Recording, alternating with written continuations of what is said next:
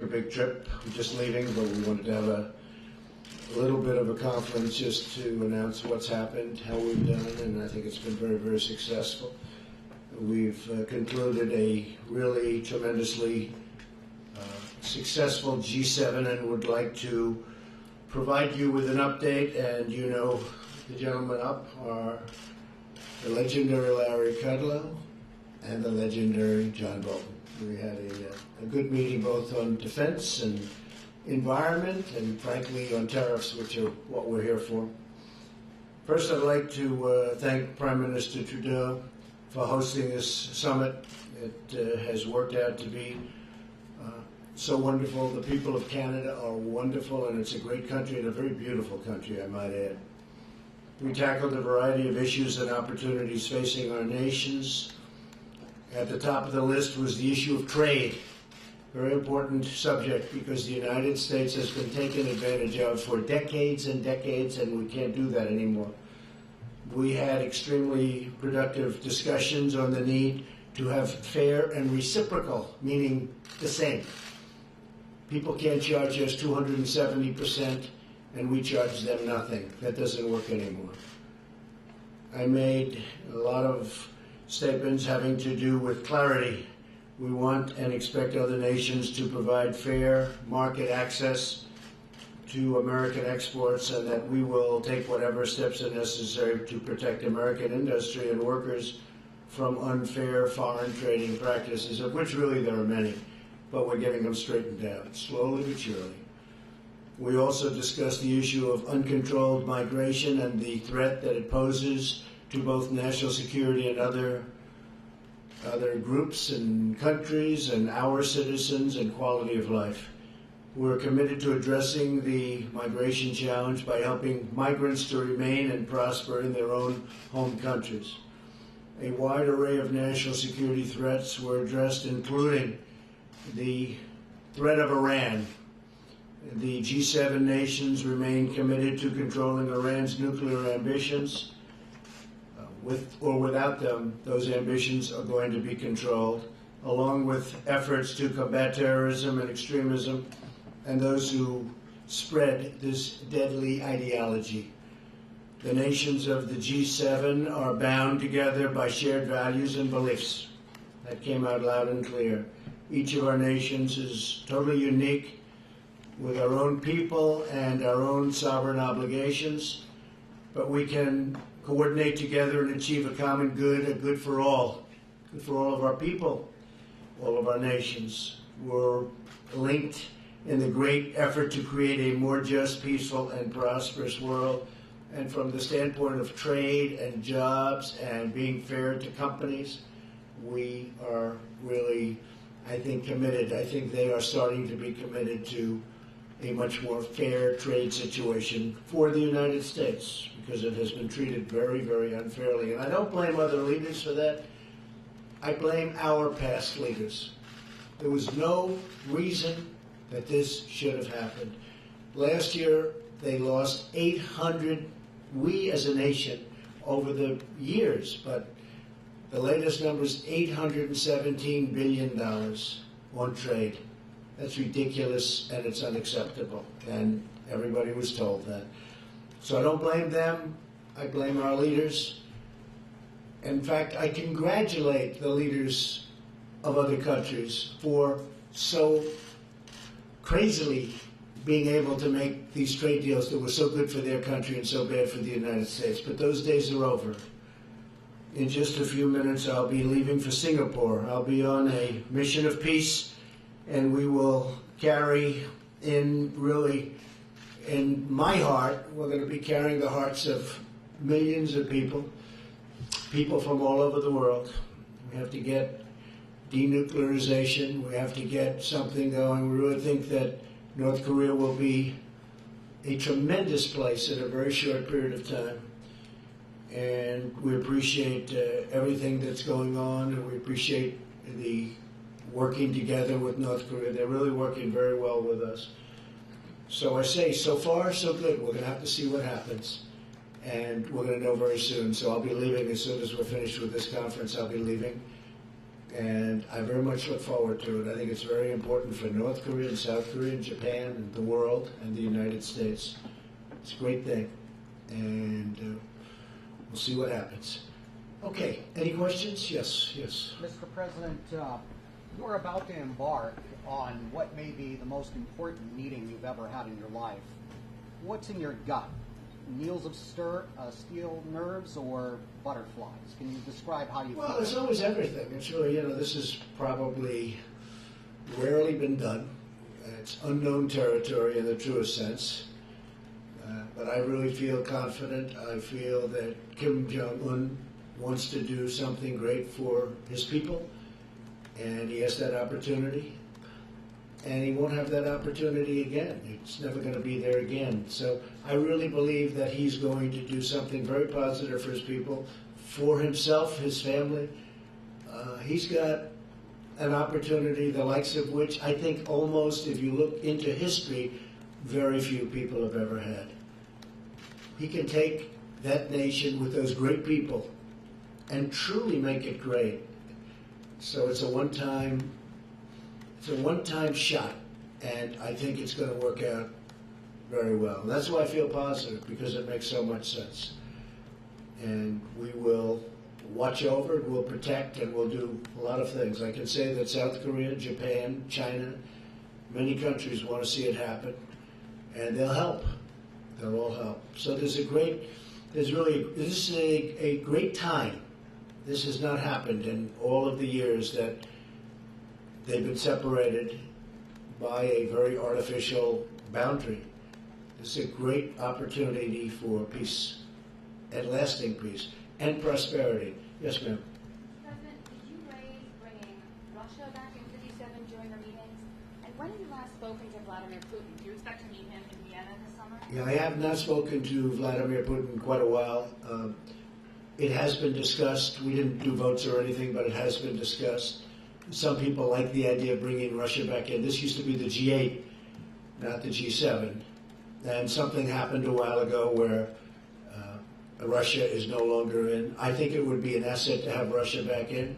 I think it would be good for the world. I think it would be good for Russia. I think it would be good for the United States. I think it would be good for all of the countries of the current G7.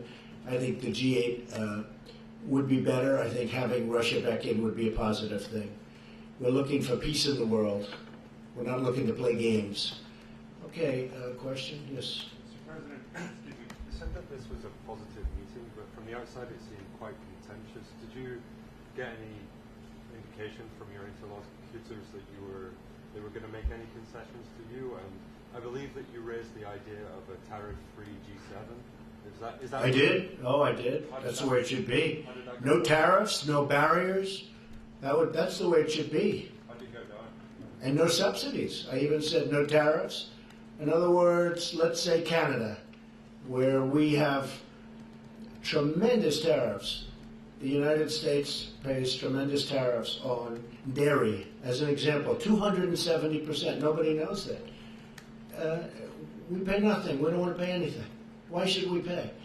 We have to, ultimately, that's what you want. You want a tariff-free, you want no barriers, and you want no subsidies, because you have some cases where countries are subsidizing industries, and that's not fair. So you go tariff-free, you go barrier-free, you go subsidy-free. That's the way you learned at the Wharton School of Finance. I mean, that would be the ultimate thing. Now, whether or not that works, but I did suggest it, and people were, I guess they're going to go back to the drawing board and check it out, right? But we can't have an example where we're paying, the United States is paying 270%. Just can't have it. And when they send things into us, you don't have that. I will say it was not contentious. What was strong was the language that this cannot go on. But the relationships are very good, whether it be President Macron or with Justin. Justin did a really good job. I think the relationships were outstanding. But because of the fact that the United States leaders of the past didn't do a good job on trade, and again, I'm not blaming countries, I'm blaming our people that represented our past. It's got to change. It's going to change. I mean, it's not a question of I hope it changes. It's going to change 100%. And tariffs are going to come way down because people cannot continue to do that. We're like the piggy bank that everybody's robbing, and that ends. In fact, Larry Kudlow is a great expert on this, and he's a total free trader. But even Larry's seen the ravages of what they've done with their tariffs. Would you like to say something, Larry, very quickly?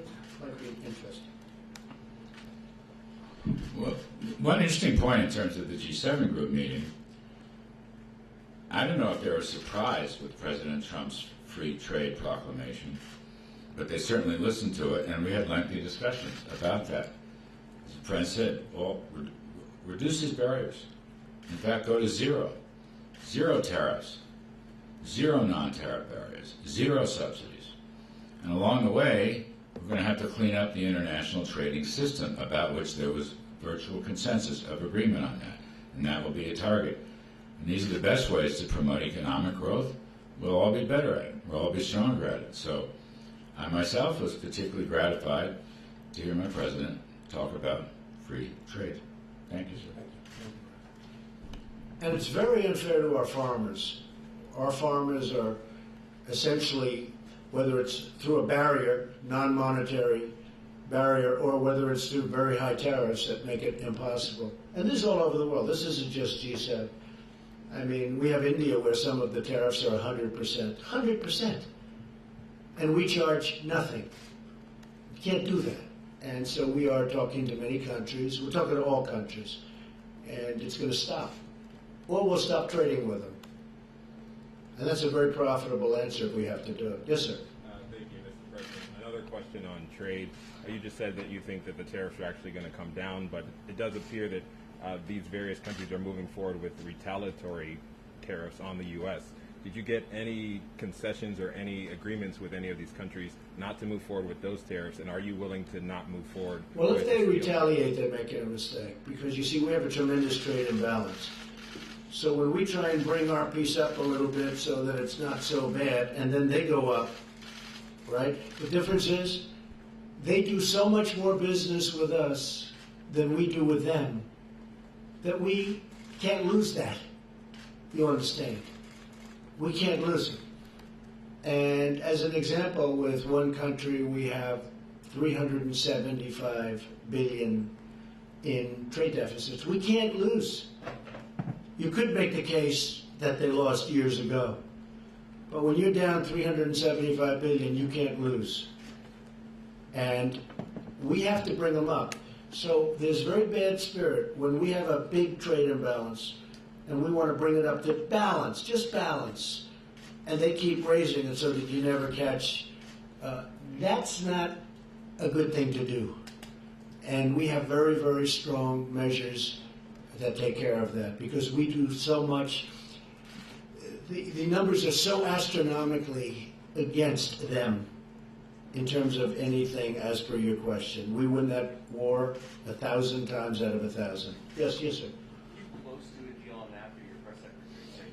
So two things can happen on NAFTA. We'll either leave it the way it is as a threesome deal with Canada, with the United States and Mexico, and change it very substantially. We're talking about very big changes. Or we're going to make a deal directly with Canada, directly with Mexico.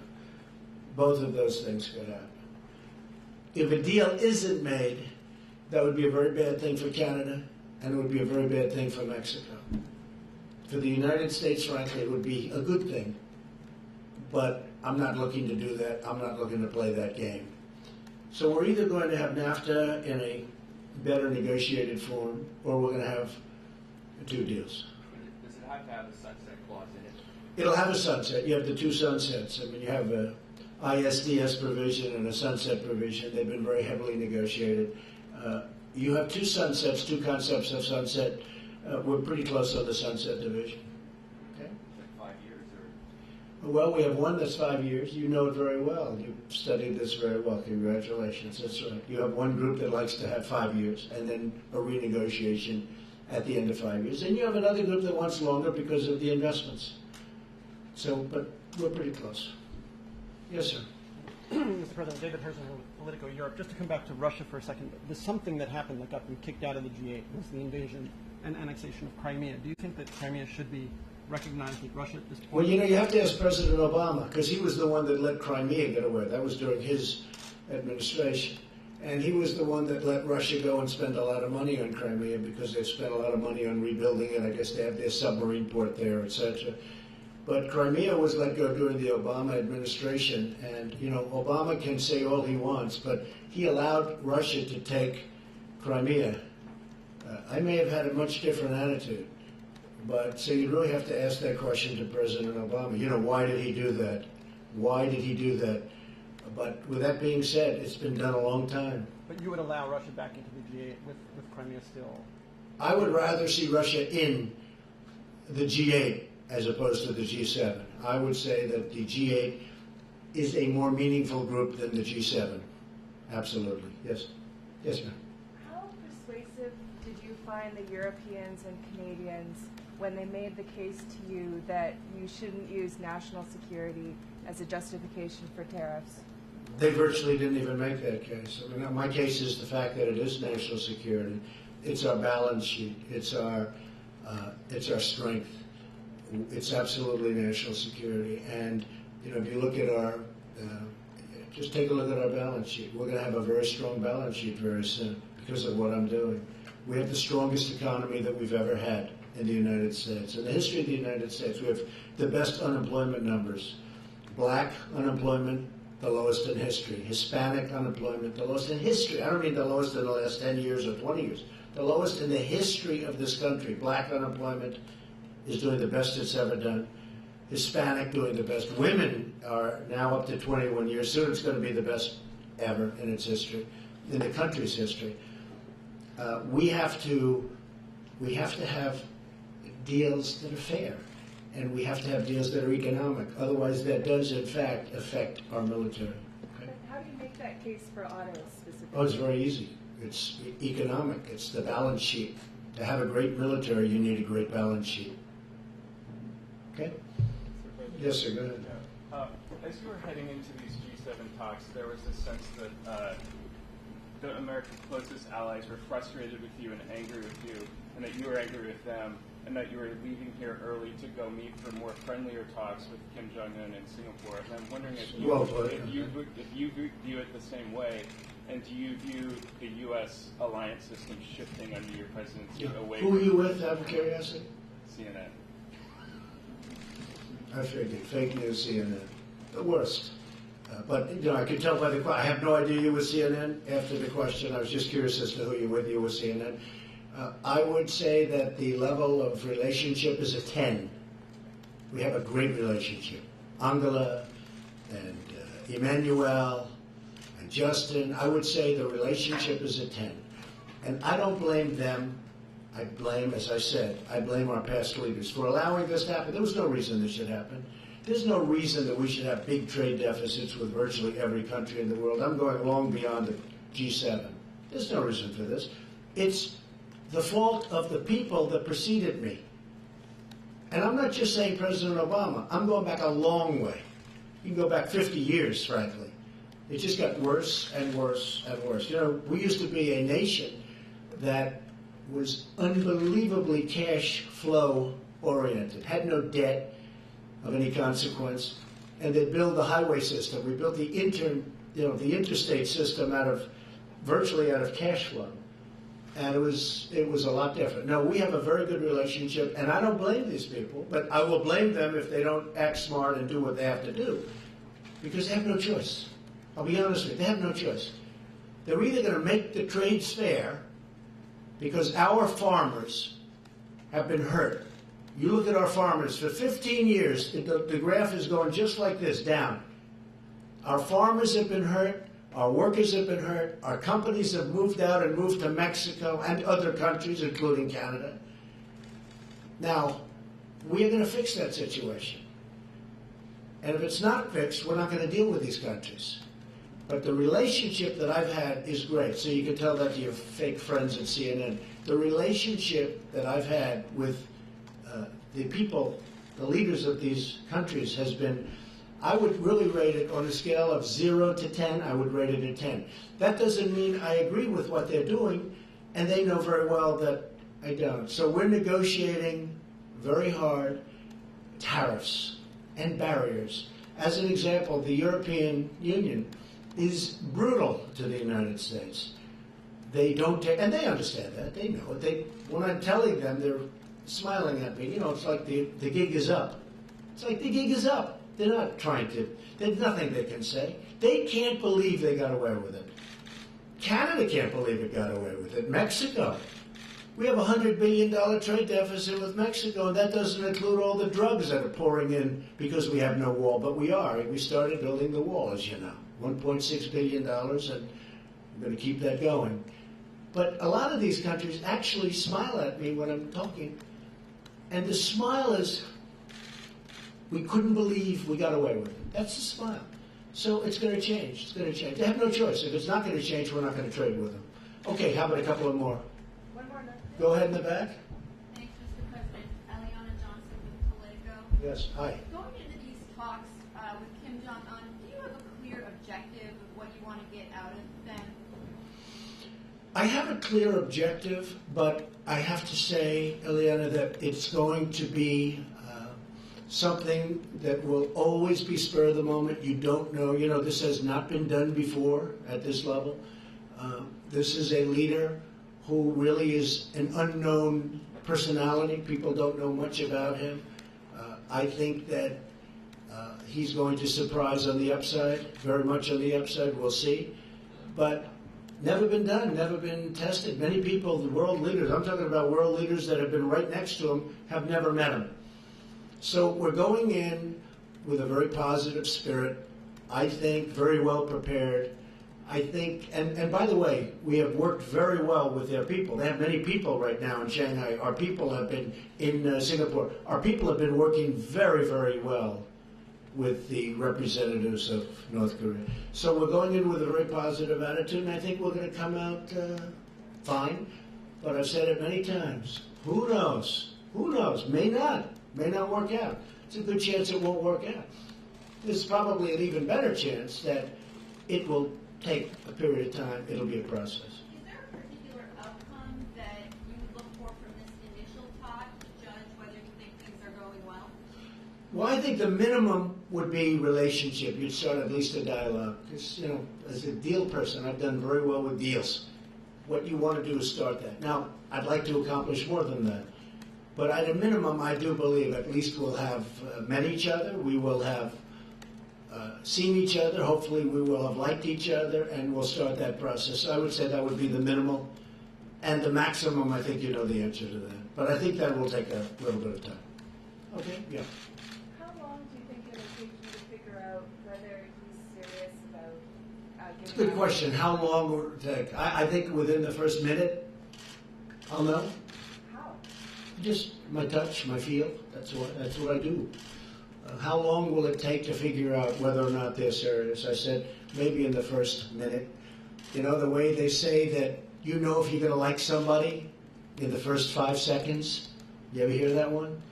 Well, I think that very quickly I'll know whether or not something good is going to happen. I also think I'll know whether or not it will happen fast. May not. But I think I'll know pretty quickly whether or not, in my opinion, something positive will happen. And if I think it won't happen, I'm not going to waste my time. I don't want to waste his time. Yes, ma'am. Are you concerned at all that just by giving him the meeting, that he's getting a win as a deal? No. That's only the fake news says that. You know, this. Look, we just got 3 hostages back. We paid nothing. They came back. They're happily ensconced in their homes with their families. They're the happiest people in the world right now.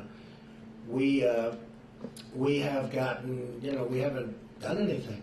Everyone said, you know, the haters. They say, oh, you're giving him a meeting. Give me a break, okay? There's nothing. I think if I didn't do this, it would be, and it's never been done before. You know, it's never been done before, and obviously, what has been done before hasn't worked.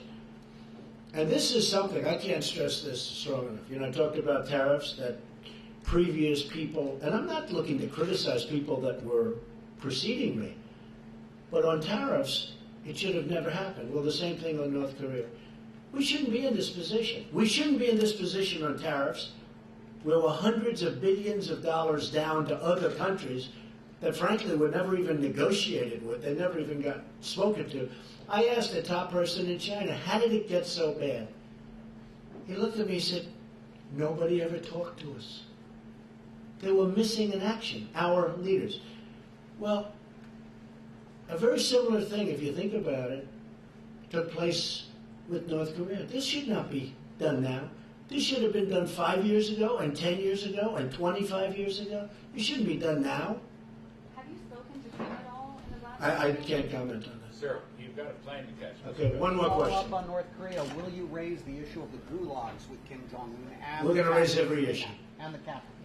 Every issue is going to be raised. Mr. President, we're sitting here in Canada, you've attacked the US press back home, but you've also done it now on foreign soil. I guess I'd like to ask you why you do that. Do you think Because the U.S. press is very dishonest, much of it, not all of it. Oh, I have some folks in your profession that are with the U.S., in the U.S., citizens, proud citizens, they're reporters. These are some of the most outstanding people I know. But there are many people in the press that are unbelievably dishonest. They don't cover stories the way they're supposed to be. They don't even report them in many cases if they're positive. So there's tremendous, I came up with the term, fake news. It's a lot of fake news. But at the same time, I have great respect for many of the people in the press. Thank you all very much. I appreciate it. Thank you. Thank you.